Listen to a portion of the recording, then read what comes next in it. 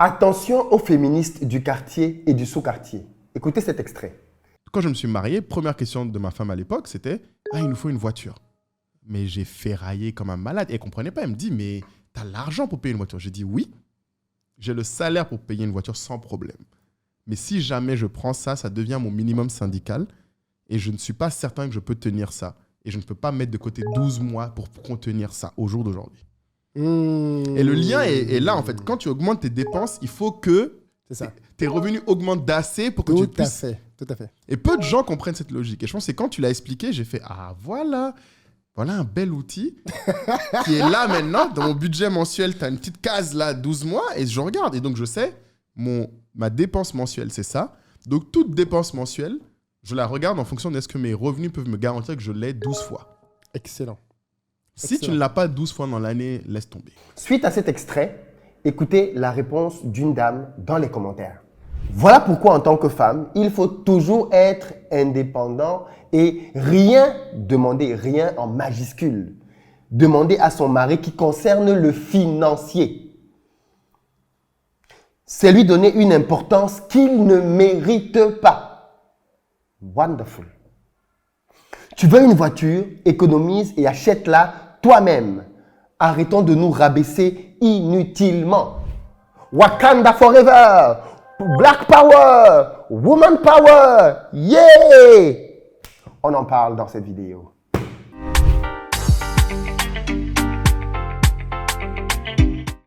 Salut à toi, bienvenue sur ma chaîne. Moi, je te parle ici de gestion des finances, de mindset, d'entrepreneuriat, parce que c'est grâce à tout ça qu'on va développer notre communauté. Donc, si tu veux améliorer tes finances, tu es au très bon endroit, tu t'abonnes, tu partages massivement les vidéos pour ne rater aucune de nos pépites. Pour ceux d'entre vous qui êtes en Côte d'Ivoire ou qui arrivez prochainement à Abidjan, vous nous contactez au numéro qui s'affiche afin qu'on mette à votre disposition des véhicules de location, pick-up SUV berline avec ou sans chauffeur, mais aussi un appartement de très bon standing en plein cœur d'Abidjan, proche de toutes les commodités et de très bon standing pour que vous ayez un séjour sécurisé. Si vous voulez investir en Afrique, là aussi vous êtes au bon endroit. Je vous propose désormais d'acheter des maisons pour vous-même ou alors simplement pour des investissements qui vont vous rapporter de l'argent toutes les fins de mois. Là aussi, vous nous contactez au numéro de téléphone et on se fera un plaisir de vous accompagner. Aujourd'hui, je veux revenir sur une vidéo que j'ai faite et pour laquelle j'ai déjà fait une intervention parce qu'on dirait que cette thématique-là a réveillé beaucoup de femmes. Dans cette vidéo, Moulay Tabouré, jeune marié, explique que au moment de son mariage, il a eu une discussion avec sa femme dans laquelle il lui a fait comprendre qu'il ne pouvait pas acheter une voiture, mais parce que clairement, ce serait au-dessus de leurs moyens. Et donc, bien évidemment, ça a été difficile pour sa femme de le comprendre parce que quand vous écoutez le podcast, vous comprenez mieux pourquoi. D'ailleurs, pour ceux d'entre vous qui ne le savent pas encore, sur Investir au pays, YouTube, Facebook, tous les dimanches 14h, le podcast des gens qui font de l'argent et qui en parlent pour bien évidemment vous aider à mieux gérer votre argent. J'invite des gens qui gagnent de l'argent pour qu'ils expliquent les erreurs qu'ils ont faites, les leçons qu'ils en ont tirées et comment ils vivent au quotidien avec cet outil précieux qu'on appelle l'argent. Et donc, dans cette interview avec Moulay, il a dit cette phrase que j'ai mis en extrait et qui a fait un boom sur Internet. Beaucoup de femmes se sont réveillées, parmi lesquelles les féministes du quartier, mais aussi du sous-quartier. Et on a donc eu ce très beau commentaire de cette dame qui d'ailleurs est coach. Très important, elle est coach. Et en tant que coach, qu'est-ce qu'elle nous dit? Je le répète, voilà pourquoi en tant que femme, il faut toujours être indépendante et rien, R-I-E-N en majuscule, demander à son mari en ce qui concerne le financier. Rien du tout. C'est lui donner une importance qu'il ne mérite pas. Tu veux une voiture, économise et achète-la toi-même. Arrêtons de nous rabaisser inutilement. Mesdames, que pensez-vous de ce grand conseil? Que pensez-vous de cette sagesse venue d'ailleurs? Que pensez-vous de cette révolution qui nous est enseignée par la nouvelle génération de femmes? Je suis allé regarder le profil de la dame. Elle est coach capillaire. Et, donc je lui fais même un peu de pub ici.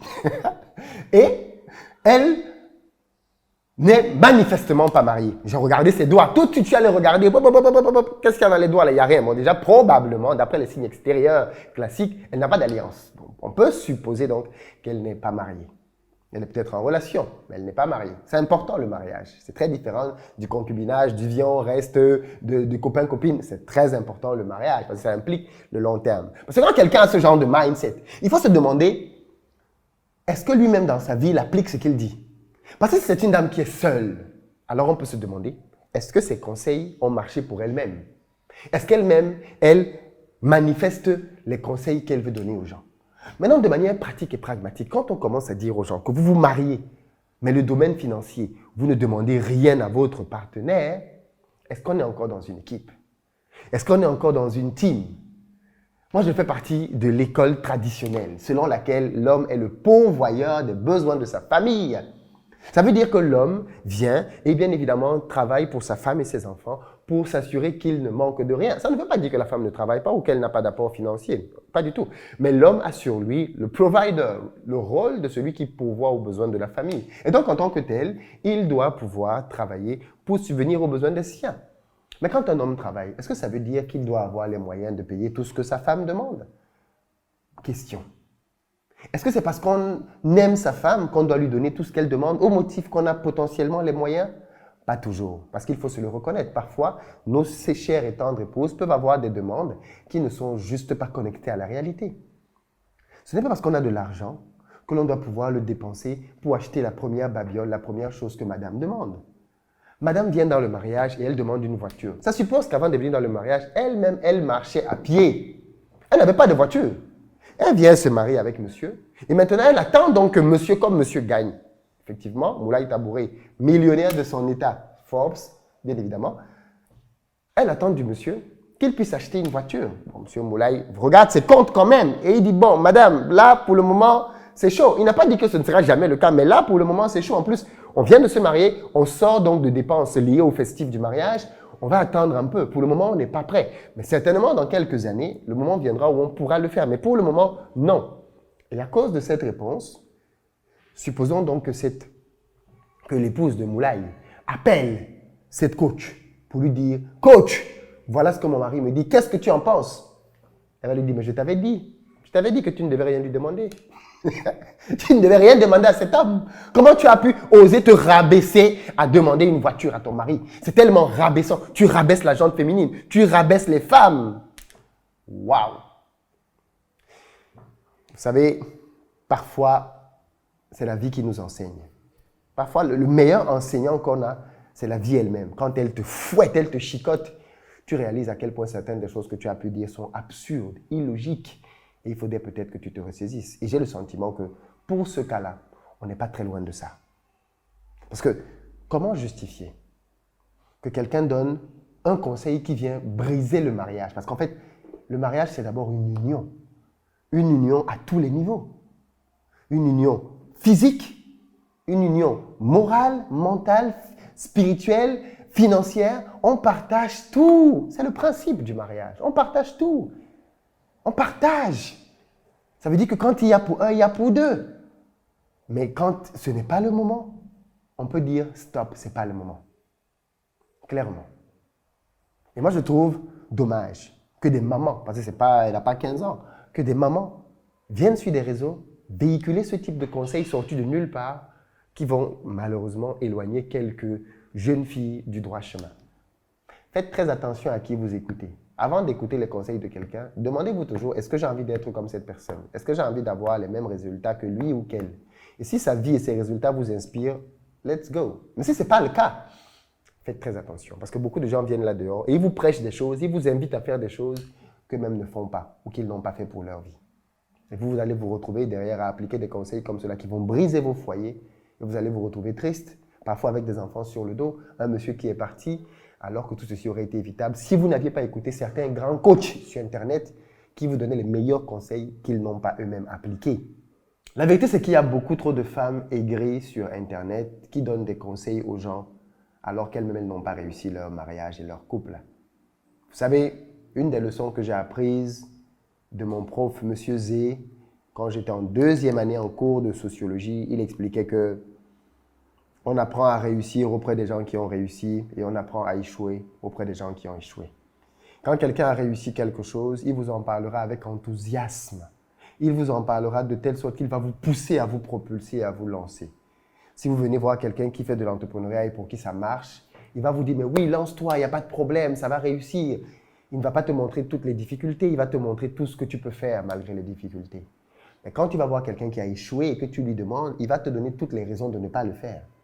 Il va t'effrayer en te disant, tu veux te lancer dans l'entrepreneuriat, est-ce que tu as l'argent pour les impôts? Est-ce que tu as l'argent pour corrompre? Est-ce que tu as l'argent pour les fournisseurs? Est-ce que tu sais comment gérer les clients? Oh, franchement, ça va mal se passer pour toi. Les gens vont te voler, les gens vont t'arnaquer. N'essaye même pas d'aller investir en Afrique. Et ce genre de choses ont fait que beaucoup de gens, par exemple, dans le domaine de l'entrepreneuriat, se sont tournés du continent en ayant peur. Pourquoi? Parce qu'ils ont écouté des losers. On retrouve le même type de logique dans le domaine des sentiments. Vous vous retrouvez avec des gens qui vous donnent des conseils dans le domaine des sentiments, dans le domaine de comment vous devez gérer vos couples, qui eux-mêmes ne sont pas en relation. Quelle est ta légitimité? Où est donc la valeur de ta sagesse et de tes méthodes? Si toi-même tu ne les appliques pas et qu'on ne peut pas en vérifier et valider les résultats. Je pense qu'il faut faire très attention à qui on soumet ses problèmes. Il faut faire très attention à qui nous conseille. Il faut faire très attention à ce que les gens nous disent, parce que tout ceci peut détruire le peu de choses que l'on avait commencé à bâtir. Pour le coup, bien évidemment, je m'inscris totalement en faux avec ce que cette dame a dit. Le couple, ce n'est pas une question d'indépendance, c'est une question de dépendance. On se met en relation avec quelqu'un, pas pour montrer qu'on est indépendant, mais bien parce qu'on a besoin de la personne. C'est pour créer une dépendance. Ce n'est pas pour lui dire, je m'en fous de toi, je peux faire sans toi. Non, je veux faire avec toi. J'ai besoin de toi. Ça ne veut pas dire que si tu n'es pas là, je vais mourir. Non. Mais dans ma manière de faire, dans ma manière de vivre, j'ai besoin d'être avec toi pour aller plus loin.